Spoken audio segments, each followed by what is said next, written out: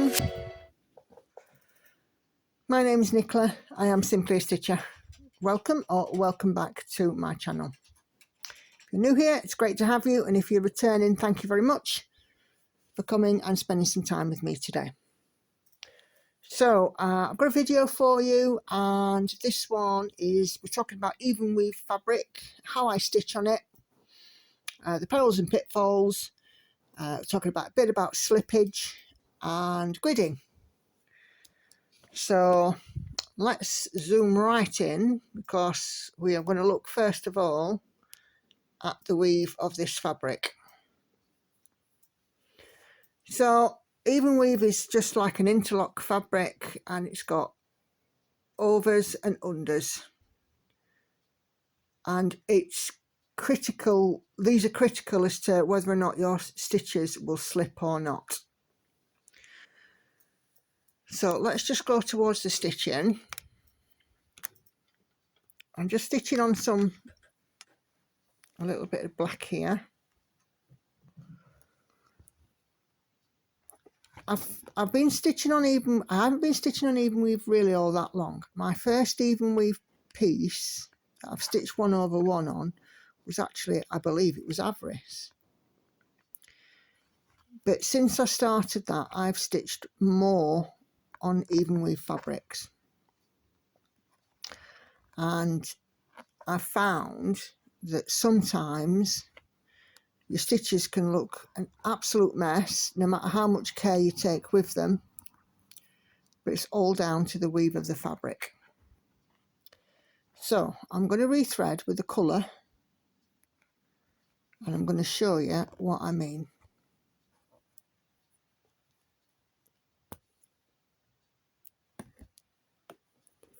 Okay. Let's just mark off these ones. I've been a busy bunny today. This is my 4th video that I'm filming. Okay. Where's my 498? It's here. Okay.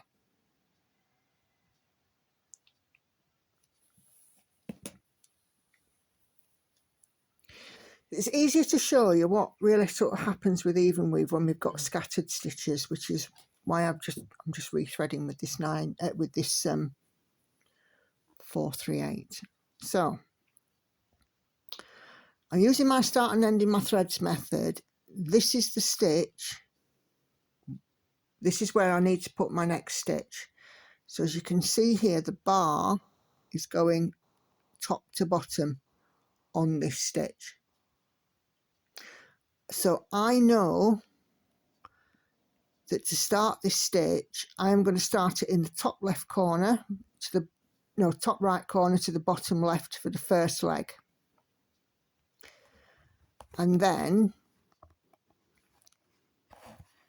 to complete the stitch, I'm going to go from the top left to the bottom right. If I'd have gone the other way, I'd have hit some slippage. Let me show you. So,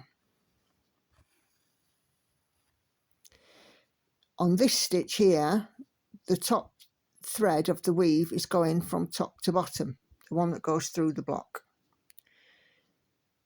Exactly the same as this one. So, I'm going to go top right to bottom left. Now, my brain is screaming at me to go top left to bottom right, but to show you what happens with the slippage, I'm going to go bottom left.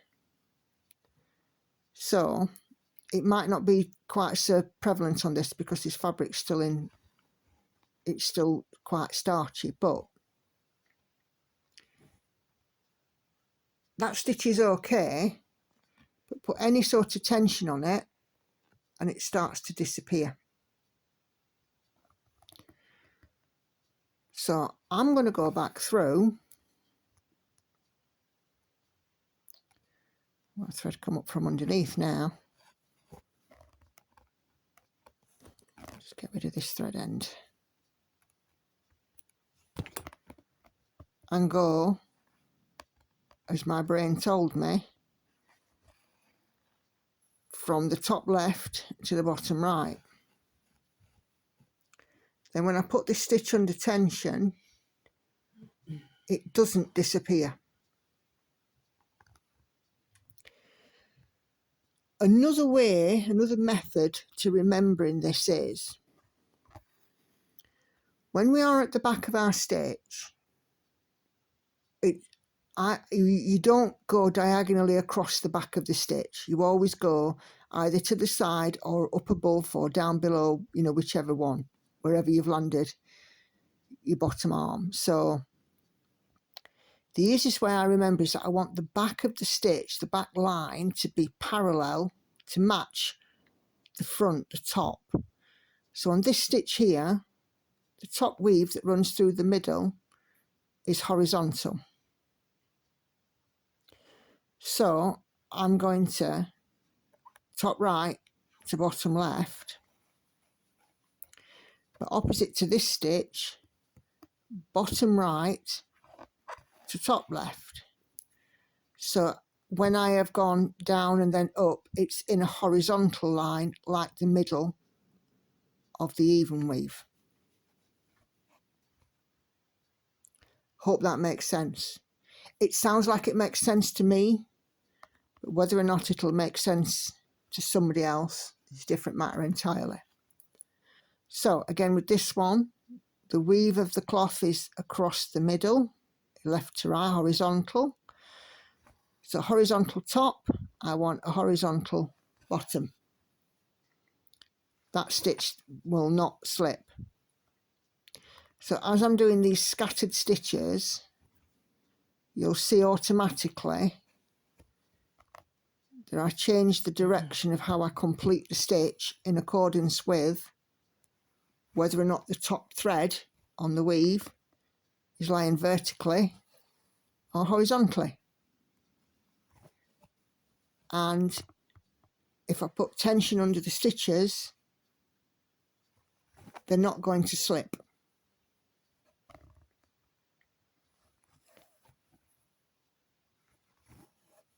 So these ones I'm just doing automatically. They are top and bottom. Oh. And my darn needles come unthreaded. Right, I'm going to show you the back of this in a second so you can see what I mean about how the backs of the stitches lay.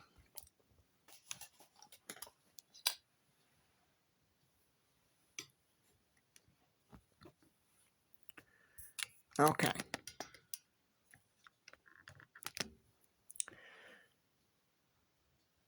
So this is the section I'm working in. We've got vertical and horizontal, but you know, the only time that there's any sort of diagonal is when I'm traveling to the next stitch. But where the stitches themselves are, because there's my needle, vertical or horizontal lines.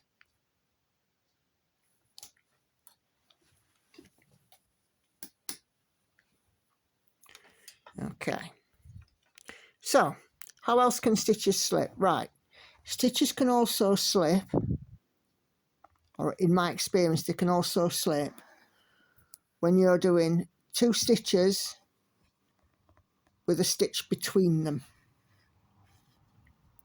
So I'm just going to move away from this stitching because it's not in the pattern and show you what I mean. So here I've got a stitch with a horizontal, so it makes sense to go top right, bottom left, bottom right to top left. I want to do my next stitch to the left of it, but missing a stitch. The stitch in between has a vertical, so what's going to happen with this thread? If I put any tension on that, it's pulled it. So now I don't have a cross there, I've got like a V shape where the V's fell over. So what I would do is just go back through to it.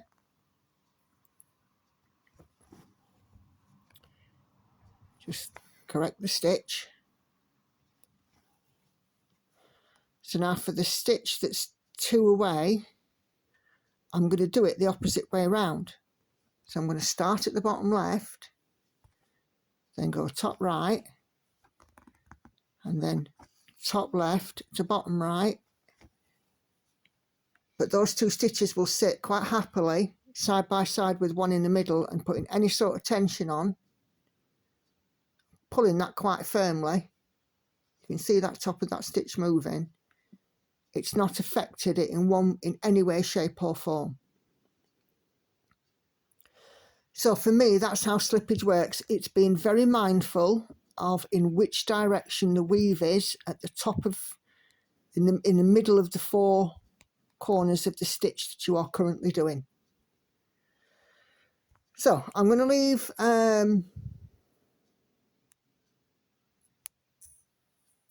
these stitches alone now, slippage alone. If you have any more questions, pop them down below. And I'm going to talk just a little bit about gridding, because this is something else that I get asked quite a lot.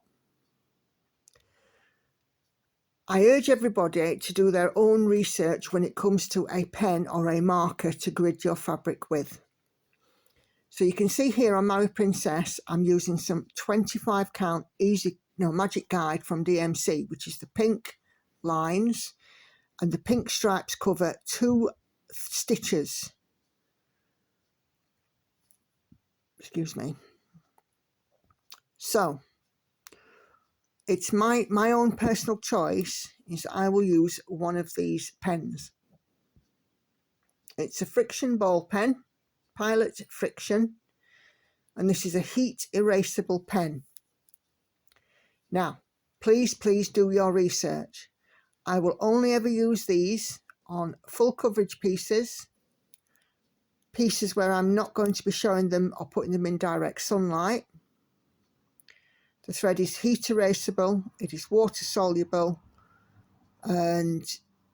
but because of the nature of the ink in the pen, if you leave it in direct sunlight, there can be some yellowing.